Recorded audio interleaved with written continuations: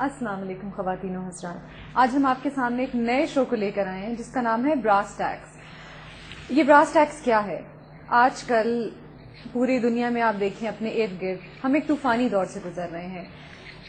پچھلے 100 سال میں 10 کروڑ لوگ سپر پاورز کے درمیان ہوئی ہوئی جنگوں میں اپنی جانیں ضائع کر چکے ہیں. یہ سب کیوں ہو رہا ہے؟ کون اس کے پیچھے ہے؟ اس سب کی وجہ کیا ہے؟ ایسے اور ایسے بہت سے اور سوالوں کے جوابات دینے کے لیے ہمارے اسٹوڈیو میں موجود ہیں جو ہر ہفتے ہمارے ساتھ ہوں گے. ہمارے ایکسپرٹ مسٹر زید حامد زمان صاحب، السلام علیکم.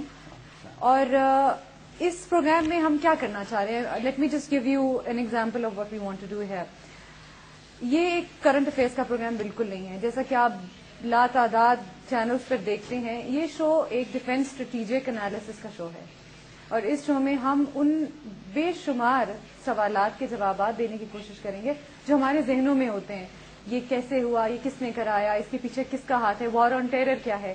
امریکہ کا رول کیا ہے؟ پاکستان کیا ٹھیک کر رہا ہے؟ کیا پاکستان ایک کٹ پتلی کی طرح استعمال ہو رہا ہے؟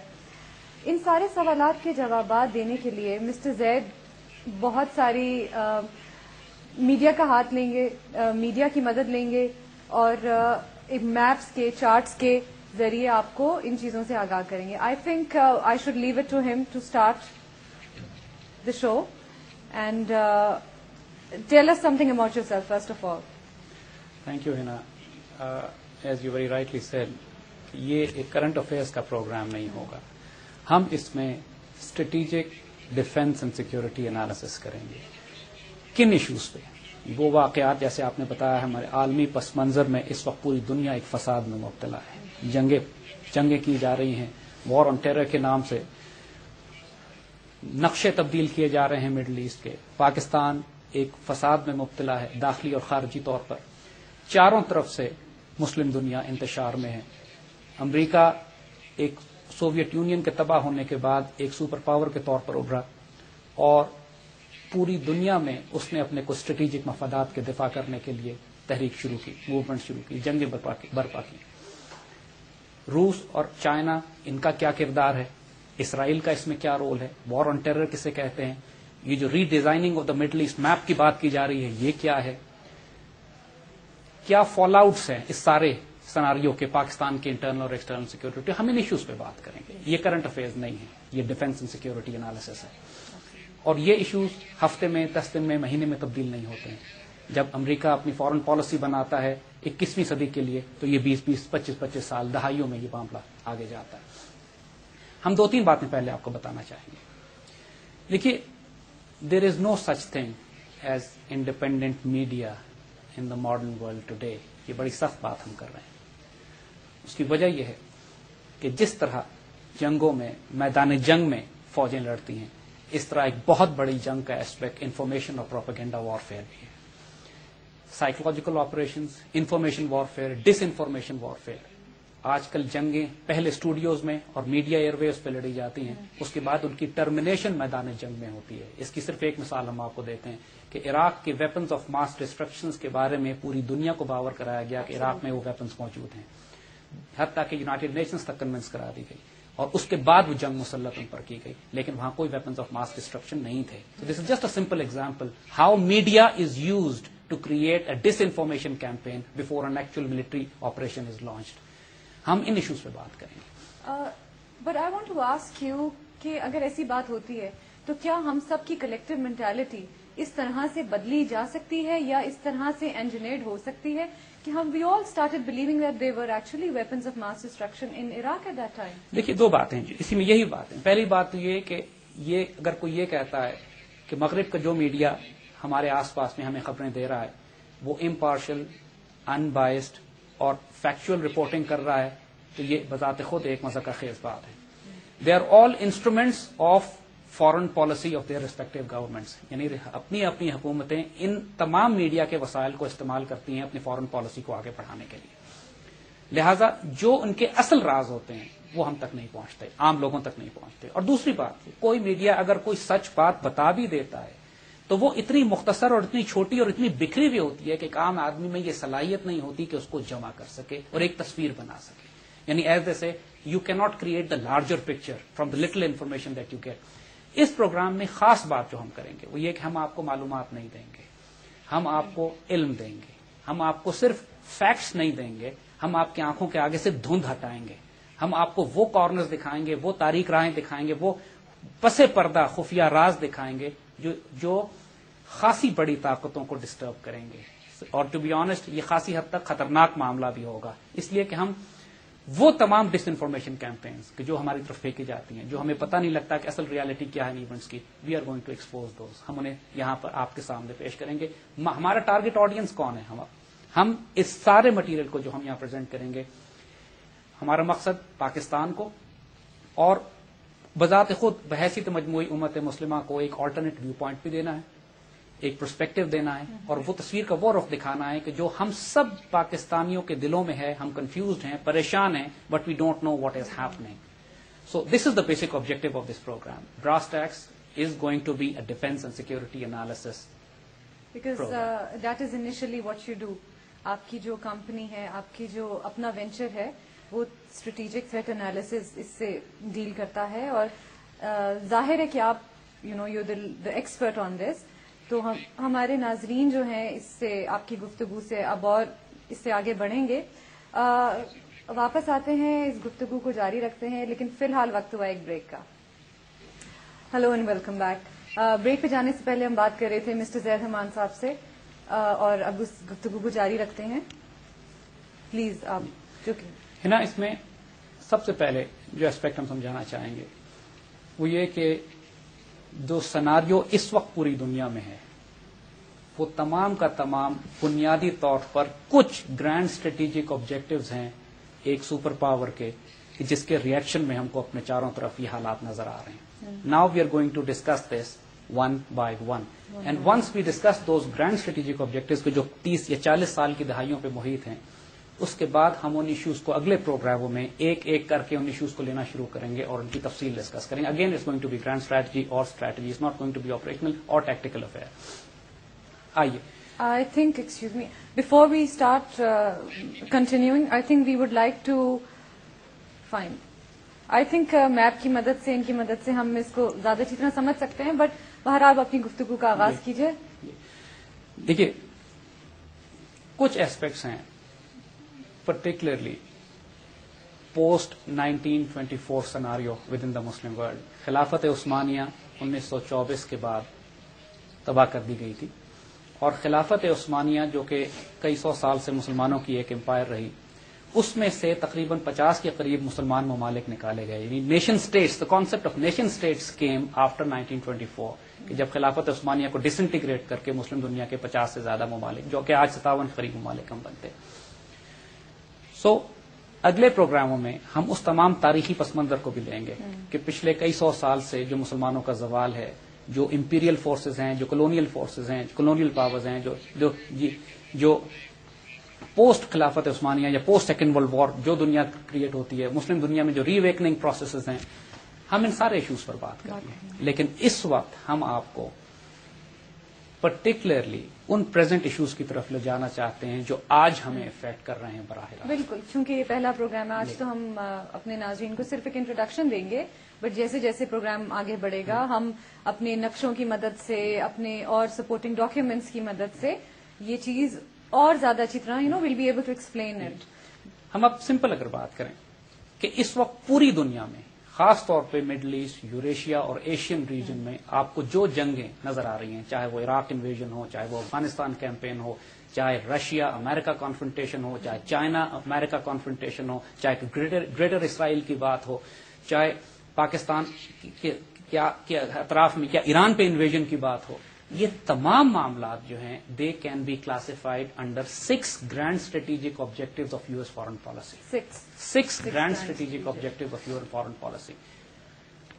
اس سے پہلے اگر ہم اپنی تمام گفتگو سے پہلے ان 6 آبجیکٹوز کو ڈیفائن کر لیں تو باقی تمام یہ کمپلیکس پکچر جو ہمارے آس پاس ہے اس کو سمجھنا آسان ہو جائے۔ اچھا، تو مطلب آپ نے اتنا سمپلیفائی کر دیا اس کو عام فہم بنانے کے، اس میں کہ آپ نے 6 پوائنٹس میں سب کو ڈیوائڈ کر دیا ہے، پوری US فارن پالیسی کو۔ You see, this is what the funny part of analysis is, that situation جو میڈیا کے ذریعے کنفیوز کی جاتی ہے اس کے پس پردہ معاملات بہت آسان ہوتے ہیں، سمجھنا بھی ان کو آسان ہوتا ہے, اور وہ گرینڈ اسٹریٹجک آبجیکٹو کسی قوم کے بہت زیادہ نہیں ہوتے, وہ تھوڑے ہوتے ہیں جن کو اچیو کرنے کے لیے پوری دنیا میں ایک طوفان برپا کیا جاتا ہے, اور اس کے بعد پھر اس میں مختلف قسم کی کیمپین کے اسٹریٹجیز آف شوٹس بنائے جاتے ہیں. تو ہم گرینڈ اسٹریٹجی کی بات کر رہے ہیں.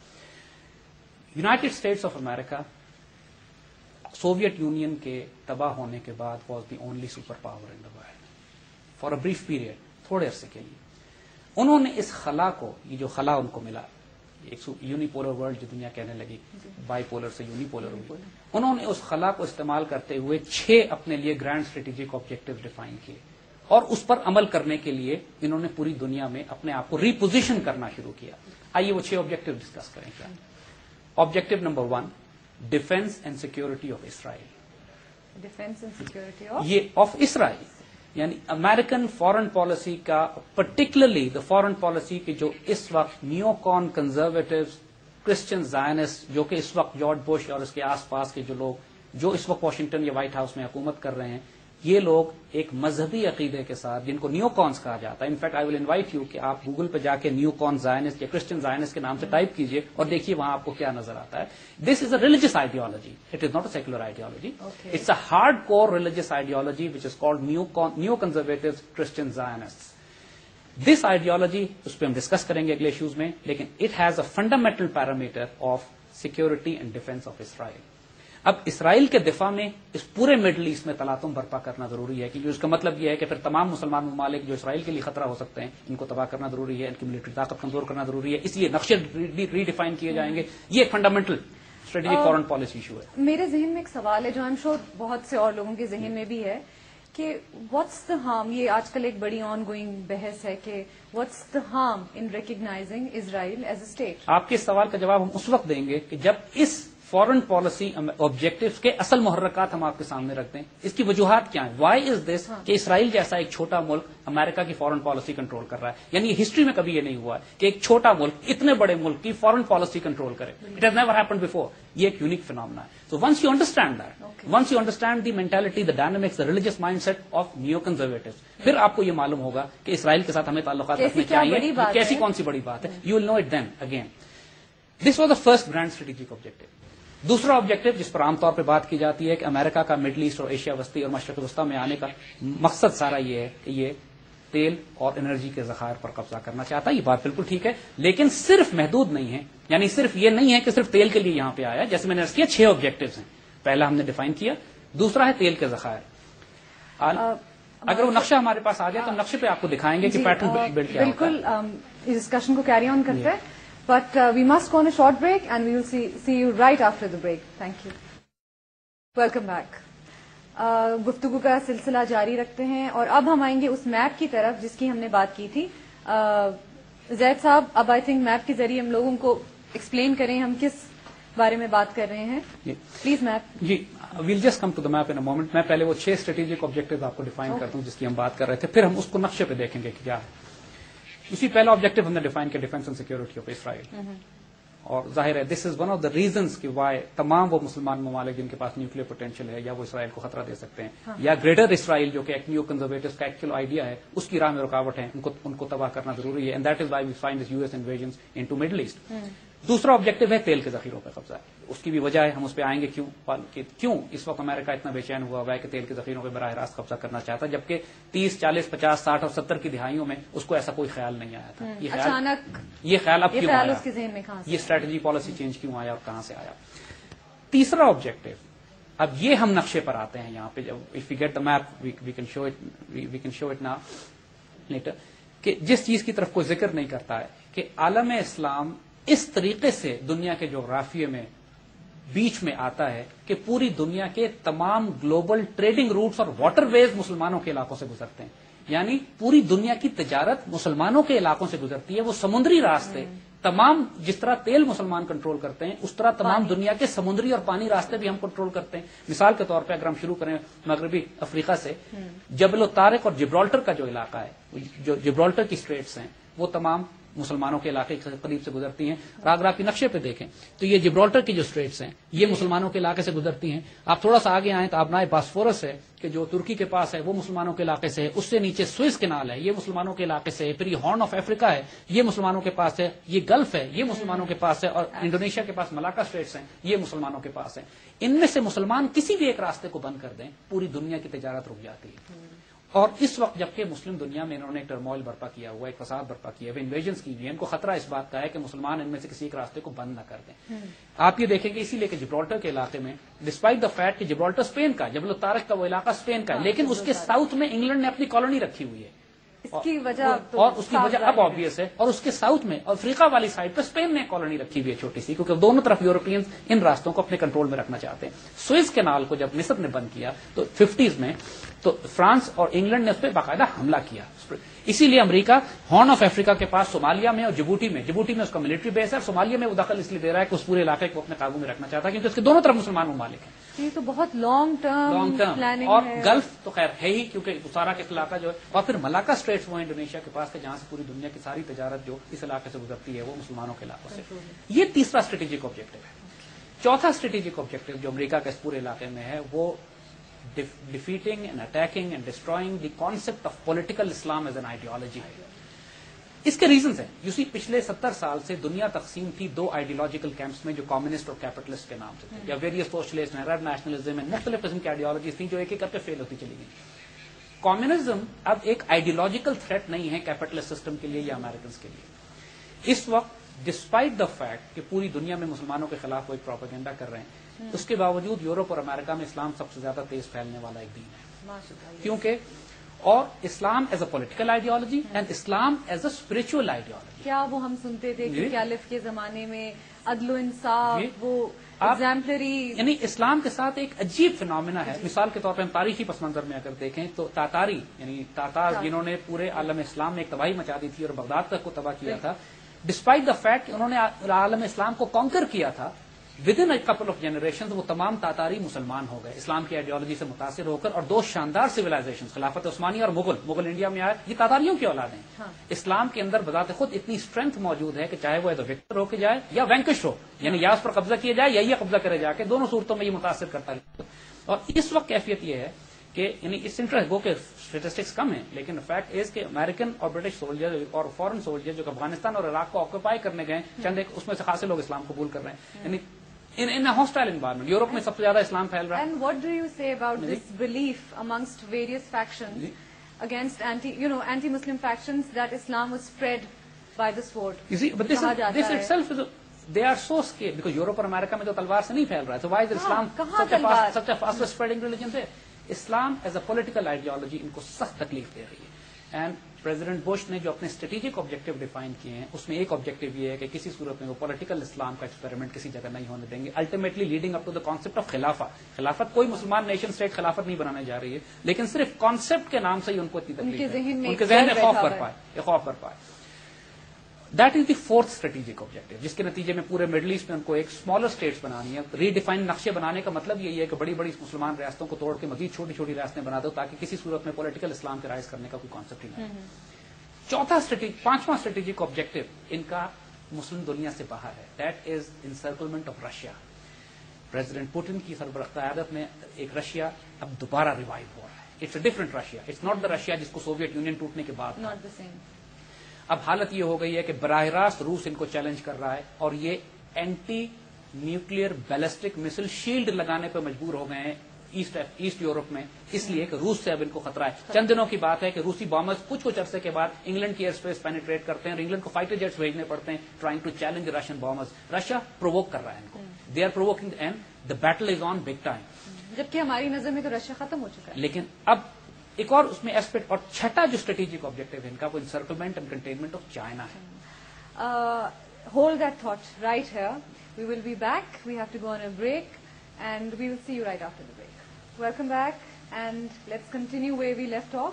جی Zaid sahib, you see and جو ان کا چھٹا اسٹریٹجک آبجیکٹو ہے دیٹ امریکنز کا, وہ encirclement and containment of China ہے. ایک بات ہم آپ کو واضح کرتے چلیں, امریکہ از اے ڈیکیئنگ سپر پاور. یہ اپنے 200 سال گزار چکی ہے. مطلب کس یہ اپنے 200 سال گزار چکی ہے.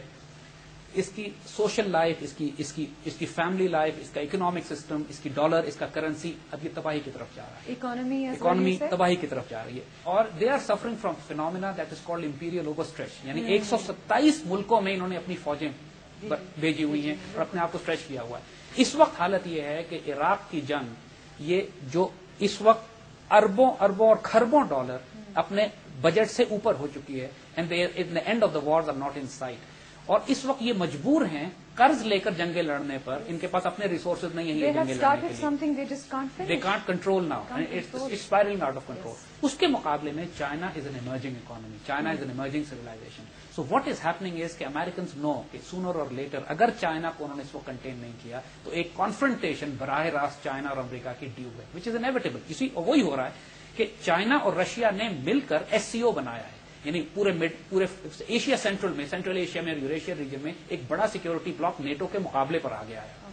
تو what is happening is now in the larger perspective ایک confrontation between blocs SCO and NATO. پہلے جنگیں ہوتی تھی ملکوں کے درمیان, اب سپر پاورز کے درمیان سوویت یونین اور امریکہ کی بات تھی. اب سیکورٹی, کلیکٹو سیکورٹی بلاکس کے درمیان تھریٹ لیول بلڈ ہو رہے ہیں. یعنی اس وقت چائنا کے پاس یہ کیپیسٹی نہیں ہے کہ وہ اپنی فورس پروجیکشن بہت زیادہ کر سکے, اور اس لیے اس موقع کا فائدہ اٹھاتے ہوئے امریکنز یہ چاہ رہے ہیں کہ چائنا, وہ جو ہم نے بات بتائی تھی آپ کو کہ جتنے بھی ٹریڈنگ روٹس ہیں, چائنا کو انرجی کی سخت ضرورت ہے. چائنا پورے مڈل ایسٹ میں, ساؤتھ امریکہ میں, ایران کے پاس, افریقہ میں جا کے انرجی تلاش کرنے کی کوشش کر رہا ہے, اور ہر جگہ امریکہ اس کو روکنے کی کوشش کر رہا ہے, اور یہ کانفرنٹیشن بلڈ ہو رہی ہے. And if this confrontation continues, دوسرا اسپیکٹ یہ ہے کہ Chinese foreign currency reserve dollars میں اب $1 ٹریلین سے زیادہ ہو چکے ہیں. اور اگر چائنیز یہ چاہیں, اور امریکہ اپنی جنگوں کو کرنے کے لیے چین سے قرض لے رہا ہے, یعنی what they are doing is they are selling bonds to China and China is buying those bonds, اور اس کو امریکہ کو سود پہ کچھ ادائیگی کرنا پڑتی ہے چین کو. اور if Chinese want to destroy the American economy, all what they need to do is کہ یہ ڈالرز میں ڈیل کرنا بند کر دیں, واپس بھیجنا شروع کریں, and American economy will collapse over a day. And this is what the Americans fear. لیکن چائنیز کمزوری یہ ہے کہ چائنیز کے پاس انرجی نہیں ہے, اور ان کی تمام انرجی ان سمندری راستوں سے جاتی ہے جو امریکہ کے کنٹرول میں. تو آپ کے خیال میں بیسیکلی امریکہ کو جو ٹکر دینے والا ہے وہ چائنا ہی ہے؟ صرف چائنا نہیں ہے. دیکھیے مختلف ایسپیکٹس ہیں. مثال کے طور پر مڈل ایسٹ میں مسلمان بھی اس کا مقابلہ کر رہے ہیں مختلف ایسپیکٹس میں, جو براہ راست مزاحمت اس کو سامنا کرنا پڑ رہا ہے افغانستان میں اور عراق میں. آخر یہ چین کی طرف سے مزاحمت نہیں ہے, یہ مزاحمت مسلمانوں کی طرف سے. حقیقتاً یہ ہے کہ جو ایکچولی ملیٹنٹ کنفرنٹیشن جو ہے, یا militant resistance to the American foreign policy, فلسطین میں حماس ہے جو اس کو ریزسٹ کر رہی ہے براہ راست, عراقی ریزسٹنس ہے جو اس کو مزاحمت دے رہی ہے, افغان طالبان ہے جو اس کو ریزسٹ کر رہے ہیں. سو ریزسٹنس روسیوں کی طرف سے یا چائنیز کی طرف سے ملٹری ریزسٹنس ابھی نہیں ہے. ان کی طرف سے اکنامک ریزسٹنس ہے, ان کی طرف سے ڈپلومیٹک ریزسٹنس ہے. یہ تمام معاملات جو ہیں, اب جو سناریو بلڈ ہو رہا ہے, جو تکلیف دہ بات مسلمانوں کے لیے ہے کہ اس سپر پاور کانفرنٹیشن سینیریو میں جو میدان جنگ ہے وہ مڈل ایسٹ ہے اور مسلم بیٹل گراؤنڈ, جو بیٹل گراؤنڈ ہے that is the Muslim world. اگر آپ نقشہ جو ہم نے پچھلے دیکھا تھا اس میں اگر آپ دیکھیں تو امریکہ ایک طرف ہے, چائنا اور رشیا ایک طرف ہے, پورا جو گرین بلاک بیچ میں آپ کو نظر آیا تھا یہ مسلمان دنیا ہے. پانی کے تمام گلوبل ٹریڈنگ روٹس ہمارے بیچ میں سے گزرتے ہیں, تیل ہمارے پاس ہے, امریکہ کی فوجیں یہاں داخل ہو چکی ہیں. روس اور چائنا اب کوشش یہ کر رہے ہیں, مثال کے طور پر ایران پہ حملے کی بات امریکہ کرتا ہے تو روس اور چائنا پیچھے سے ایران کو سہارا دیے ہوئے ہیں. بیٹل گراؤنڈ تو مسلم ورلڈ ہے. تو ایران تو بیچارہ بیچ میں ایک بہت ہی چھوٹا سا, اب طالبان ریزسٹ کر رہے ہیں, امریکہ کو, اینڈ دیر آر رپورٹس کہ رشینز اور Chinese are supporting Taliban now, even though Taliban کی آئیڈیالوجی سے وہ سپورٹ نہیں کرتے, لیکن again enemies my friend. You see this what happens. ہم انہی ایشوز کو اگلے پروگراموں میں ڈسکس کریں گے ڈیٹیل میں کہ how does these factors, how does these fault lines cross, interaction ان کا کیا ہے, کہاں پہ دوست دشمن دوست بنتے ہیں, کہاں پہ تاریخی پس منظر تبدیل ہوتا ہے, اور ان کے یہ ساری جنگیں صرف آپ ان کو میدان جنگ میں نہیں, تاریخی اور فلسافیکل پلین پہ سمجھنا پڑتا ہے. اور these are the 6 objectives whatever we are going to discuss in the later program. یہی بات اگر آپ redrawing of the Middle East میں آپ کی بات کرتے ہیں تو تعلق ڈیفینس آف اسرائیل سے بھی ہے, ڈیفیٹ آف پولیٹیکل اسلام سے بھی ہے, دونوں ایسپیکٹ اس میں کور ہوتے ہیں. اگر آپ گریٹر اسرائیل کی بات کرتے ہیں اگین دیٹ کور. اگر آپ بات کرتے ہیں افغانستان کے تھریٹس جو پاکستان کی طرف آ رہے ہیں, آج کل جو آپ دیکھتے ہیں کہ پاکستان کے نیوکلیر پروگرام کے خلاف اتنی باتیں ہو رہی ہیں, کیوں ایران کے نیوکلیر پروگرام کے خلاف اتنی باتیں, کیوں عراق کا نیوکلیر پروگرام پہلے تباہ کیا, کیوں لیبیا کا نیوکلیر پروگرام تباہ کیا, اور کیوں سیریا کا نیوکلیر پروگرام تباہ کیا. یہ سب What is the objective? Why they are- primarily امریکہ ہی کی کرنی ہے ان obviously your opinion and your analysis. What is interesting part is کہ یہ امریکہ نہیں چاہتا. امریکہ سے میرا مطلب ہے کہ امریکن پاپولیشن یہ نہیں چاہتا اور اس کے allies. اور اس کے الائز یہ نہیں چاہتے. دس از دی اسرائیلی گیم پلان. تو مطلب کرنے والا وہ ہے اور کرانے والا یعنی اسرائیل. یہ سب سے فیسنیٹنگ ایسپیکٹ ہے اس سارے انالیسس کا کہ Israel is controlling the US foreign policy. And we will later and we will discuss that those why aspect اور and ہم ان how. ساروں کی تفصیل ڈسکس کریں گے کہ یہ ہو کیسے رہا, وہ کون کون سا بلیف سسٹم ہے, وہ کیا آئیڈیالوجی. اس لیے کہ جب تک آپ ان کے نظریات, ان کی آئیڈیالوجی, نیو کون کنزرویٹو زائنسٹ کو ان کا ریلیجیس بلیف اور عقیدہ نہیں سمجھیں گے, آپ کو یہ سمجھ نہیں آئے گا کہ یہ کھیل ہو کیا رہا ہے. بالکل. آئی تھنک ہم بریک لے لیں ایک. ٹھیک ہے جی, بریک کے بعد دوبارہ ملتے ہیں جی. Welcome back on Brass Tacks. اب ہمارے پاس چونکہ وقت کم رہ گیا ہے, میں چاہوں گی کہ آپ ہمارے دیکھنے والوں کو سارا کچھ جس کے بارے میں ہم نے آج بات کی ایک سمری دے دیجئے, ایک خلاصہ بیان کر دیں. You see, to summarize this all, again, coming up to اس پروگرام میں ہم اگلے سیشن میں ہم کیا دیں گے. کچھ بات ہم نے کہی کہ it's going to be grand strategy, it's going to be defence and security analysis, current affairs نہیں ہوگا. نہیں ہے. دوسری بات, ہم یہ براہ راست اس بات کا انالیسس کریں گے کہ پاکستان پر ان باتوں کے اثرات کیا پڑتے ہیں.